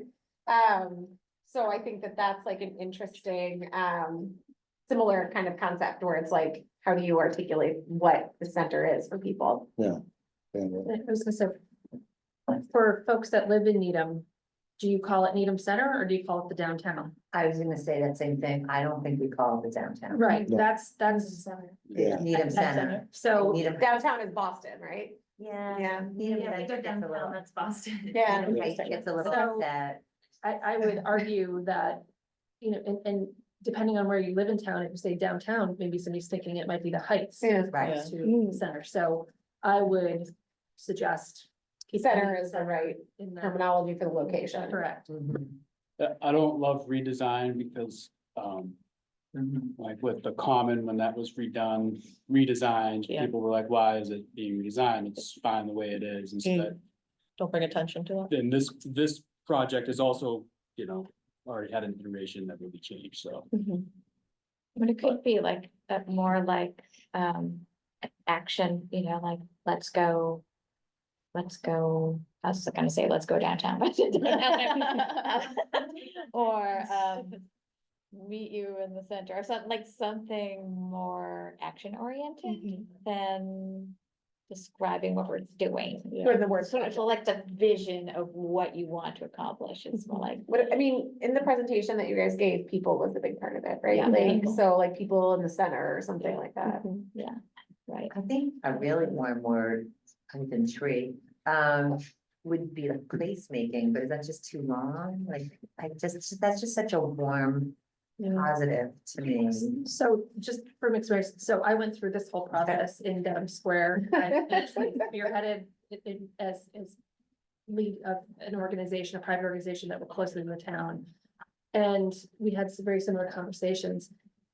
In some ways, you sort of almost want to call it what it is so that there's no confusion, and then you can describe what the project is. So, I mean, something almost as simple as Needham Center Improvement Project, because you're improving the aesthetics, but you're improving the infrastructure, you're improving traffic flow, you're improving pedestrian safety, you're improving everything. So it's sort of short and to the point, but it describes what it is in a way that is sort of comprehensive. So just my 2 cents, but. What if you flip it and did improving Needham Center or something like that? I mean, you could have short, sweet logo with that as a tagline too, that would describe it, like, go Needham and then. Here. I think it might be worth, you wanna just go through your Yeah, logo slides? yes. I'm wondering if we should bring up the story map though. Yes, that would Yeah. entail me finding the link to it. something I think of connect, you know, that connects to vitality and energy. Because I think what people what people feel is that when you go into the town, although, you know, there's no question they've made, you know, a number of comments of how they think it's really pretty and that they, you know, there's a lot of beautiful, you know, connections there. That what they feel like it's missing is the vitality. It's like the energy. And I know one of the things that, and this is just an example, not a, you know, direct recommendation, but one of the things that Norwood did to their town common is they play music on their town common all the time, like every day. And they went through all the iterations to try to be able to have music be there and all the ones that people didn't like and all that kind of stuff. And as they ended up, they just found that, because when I talked to them about it, they said, you know, just basically smooth jazz. Yeah. They said, we played smooth jazz on it, nobody complained, and everybody liked the energy. But it was every time you go into Norwood Center, there's this level of energy that happens all the time, and I think people are looking, for ways to be able to have that vitality feel, when they come in, they want to feel that experience, like they're going into a place that's got energy in there, uplifting. So, yeah, all right, so, this is what we have so far. We'll change to Needham Center. at the Yeah, top. Right. Yeah, on the case. But, just introduction, kind of the goals. We had come up with this sort of like graphic concept of like safe, vibrant future community. And so we sort of distilled that down into those 4 components. And when we had the public outreach effort at the Harvest Fair, Mhm. excuse me, that was actually then presented as, here are some categories for you to consider. And we requested that the public engage with those concepts. So like under safety, for example, we had a lot of people note like, Yeah. I'm afraid to let my kids ride their bikes down there, or I am a kid who rides my bike and I don't feel safe. And so we sort of divvied them up into these 4 categories.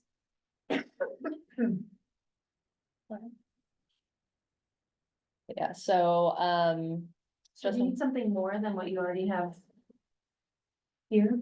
Or it would replace a vision for Needham Center? It would replace. It would replace it, okay. Yeah.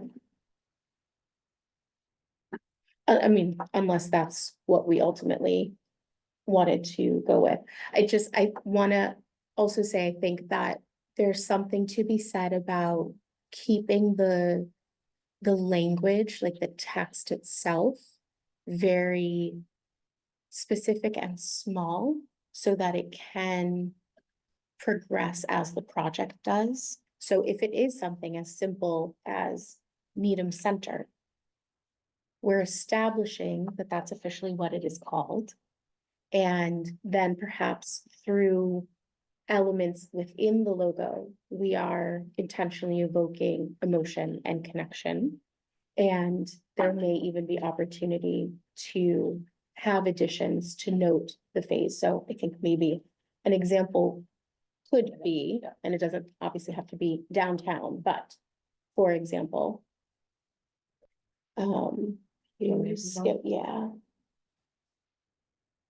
So this was actually the color palette that we created for the RFP intentionally. And looking at that, I then took that and said, okay, does it and can it represent a historic nature? Yes.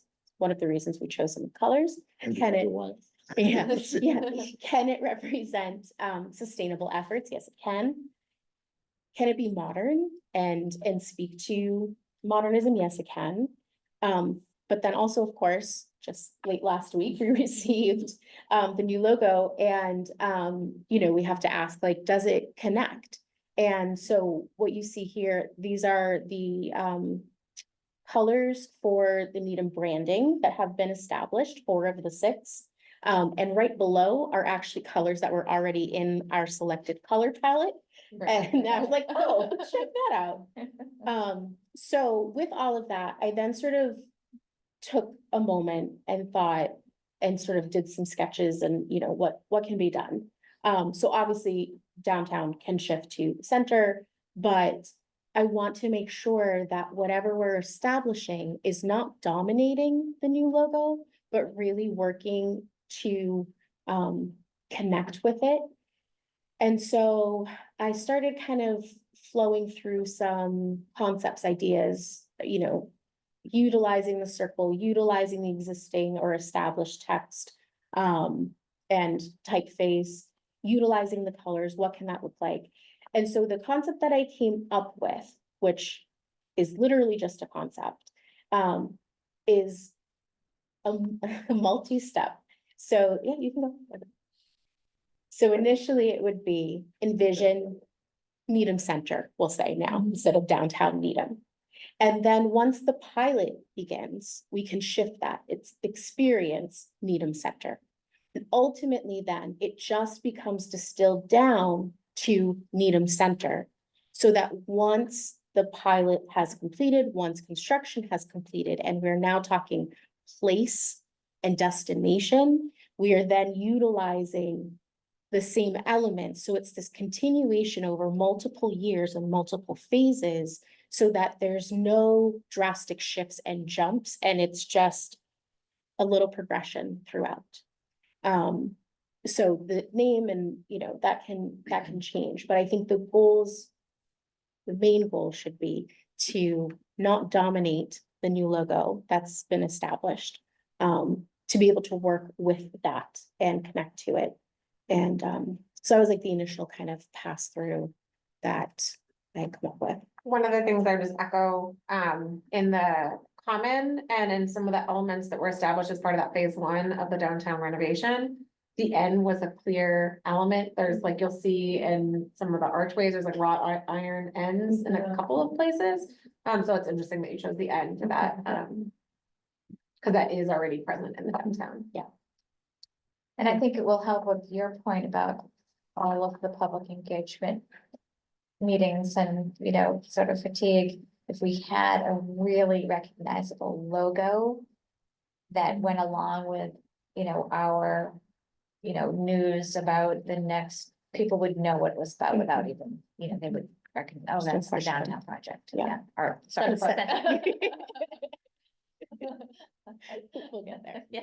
Tune in next week. Yeah. Downtown. So, so it seems like Needham Center for sure.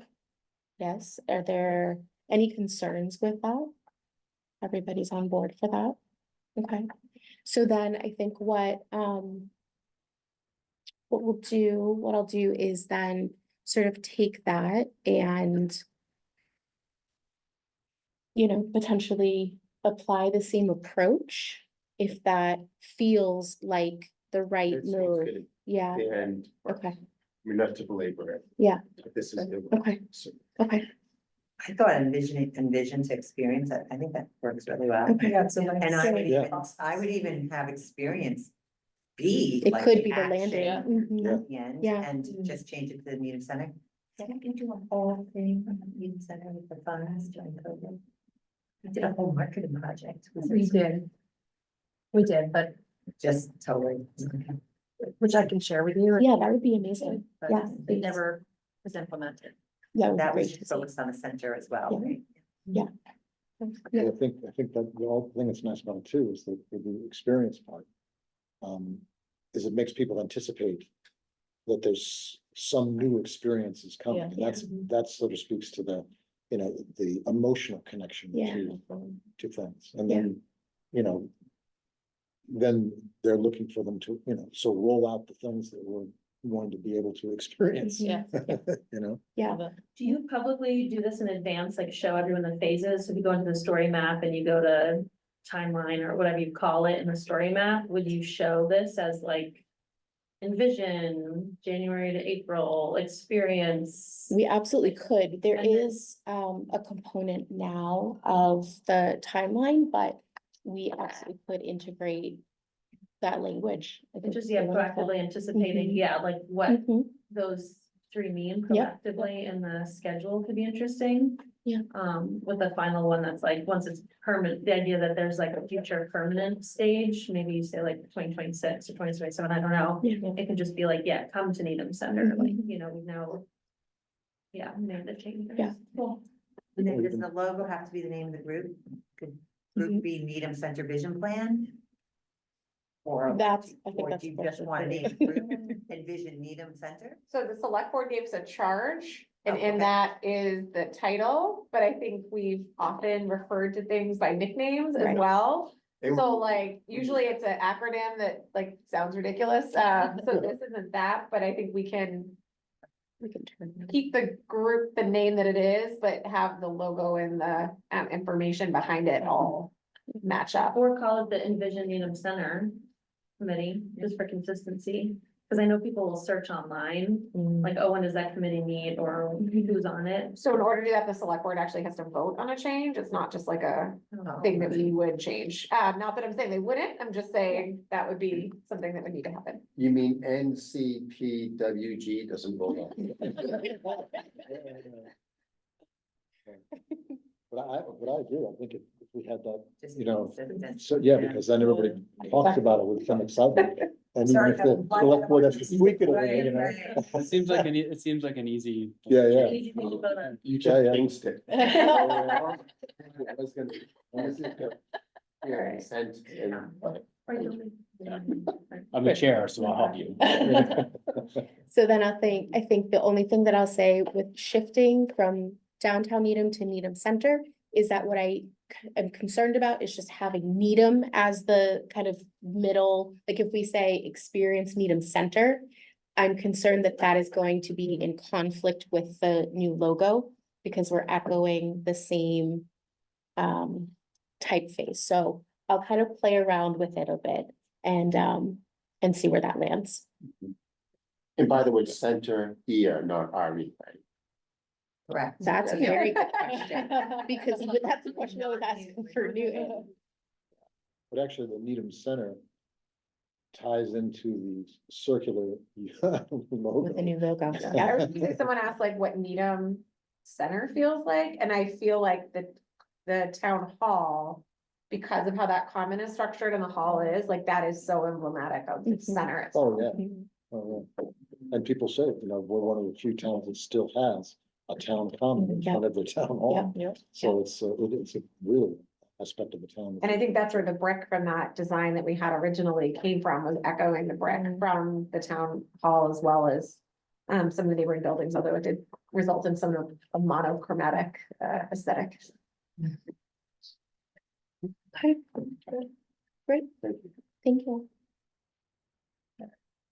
All right, just keeping track of our 2 hour, goal. Concept. yeah. So just in terms of next steps, so we're planning on meeting again on the 6th. Yep. But we will finalize the engagement plan, based on your feedback and look at some draft dates for some initial engagement activities. And then once we have the project brand kind of finalized, we can start developing those engagement materials. Definitely the communication strategy is one of the most immediate action items to make sure we have a game plan in terms of newsletters, et cetera, social media. And then we are getting the survey base plan at the end of the month. So at that point, we'll start laying out line work for some conceptual options, both for the final condition and the pilot design. So we'll be able to give you an update on that front. And then finally starting the task of the logistics of the pilot implementation. So lots to do, but we have the Good. momentum. Yeah, it's exciting. Great. Just in terms of the best way to send out updates, between now and our next meeting, like if we have new logo ideas, what, So it's a little tricky because this is like a public committee, Yeah. so they're not allowed to. yeah. would it be through you? It'd be through me, and I guess probably the best way to do it would be to give everybody all the content, and then we can like discuss, like, so we're ready at that next Yes. meeting to make decisions as we get into the meeting. Okay. Like in advance too, like sometimes. Yeah. It's Yeah. nice to have it like More than a day. many Yes, days, yeah. many days. Yes. Not at 10 AM that day. I understand, everyone it happens, but Right, just everyone understand you cannot reply all to a group in email on this because they said you're having a meeting. Yeah, I try to do it on BCC just to make sure. Yeah. Then I have to go back and remember who I send the BCC to, but, Could you share like who's on the committee? I just missed introductions, but also people are on Zoom. Yeah. Can you share? yeah, I can share the list of The who's on list, the yeah. committee. Yeah. I think we still have two vacancies as well, so let me just, let you know what they are in case you know people. And the vacancies Um, specific. Yeah, one areas? is a restaurant owner for the center and one is a property owner. Have I they think been that asked? one is the hardest to find. Have they been asked? We've reached out to like the chamber, I but am the Well, chamber. yeah. Yeah. Do you have? Do that again. A good chef, because we're the food.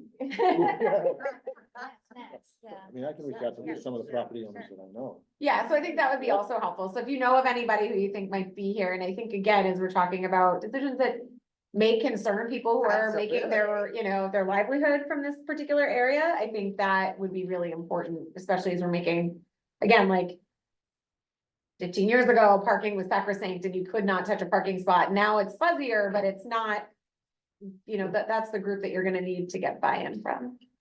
And so their commitment would be 2 hours every other Monday, More or less. more or less. And do they have to be a resident as well if it's a business owner? Or no, No, they own no. property in Needham? Okay. Yeah, because I would really. That's what I was thinking. And I'm also wondering if people would be reaching out to that committee, like that there is the hybrid option, so if they're not in Oh, true. Right. Needham all the time, if they're in Florida or something, like they actually could participate even though they're not physically here, so. Some restaurants are closed on Monday too, Right. specifically, so. Should that be helpful? Yeah, that is. Potentially, yeah. Or at least that one is. Yeah. They're only two Yes. hours. Great idea. Okay, I think that Okay. was, Is that the, I think that was it for the agenda items. okay, That's for the rest. should I, That's want me- so I'm gonna do entertain a motion to adjourn. What's the rush?